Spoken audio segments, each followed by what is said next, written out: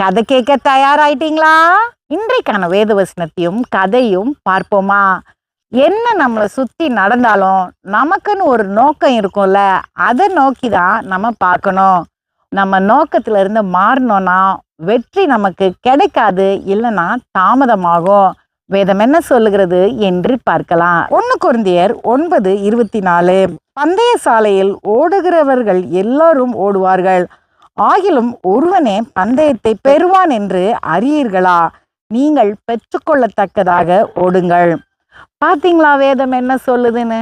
நம்ம எப்படி ஓடணுமா? நம்ம பெற்றுக்கொள்ளத்தக்கதாக, அதாவது பரிசை பெற்றுக்கொள்ளத்தக்கதாக, வெற்றியை பெற்றுக்கொள்ளத்தக்கதாக ஓடணுமா? அப்ப என்ன பண்ணணும்? நம்ம நோக்கம் சிதறக்கூடாது.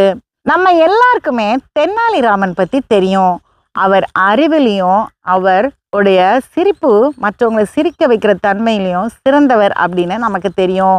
ஒரு நாள் கிருஷ்ணதேவராயர், அந்த ராஜா, தெனாலிராமன் கிட்ட கேட்டாரு, நான் எங்க போனாலும் எனக்கு வெற்றி மட்டும்தான் கிடைக்கணும், அப்பனா நான் என்ன பண்ணணும் அப்படின்னு.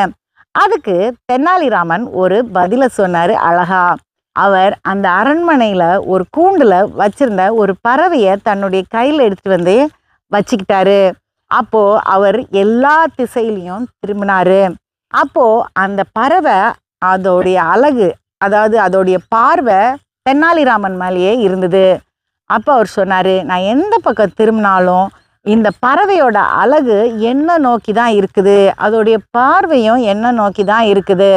அப்படின்னா நம்ம ஒரு காரியம் செய்ய முற்படும் போது நம்மளுடைய நோக்கத்து மேலேயே நம்மளுடைய கருத்து, கண்ணு, உடல், பொருள், ஆவி எல்லாமே இருந்ததுன்னா நம்ம வெற்றி பெறலாம். இதுதாங்க ரகசியம். ஒரு காரியத்தை நம்ம ஜெயிக்கணும்னு நினச்சோன்னா, ஒரு காரியத்தில் நம்ம வெற்றி பெறணும் அப்படின்னு நினச்சோன்னா நம்மளுடைய நோக்கம் அது மேலே தான் இருக்கணும். அப்போ தான் நம்ம பந்தய பொருளை பரிசை பெறுற மாதிரி நம்ம காரியங்களை செய்ய முடியும். அடுத்த கதையில் சந்திப்போம்.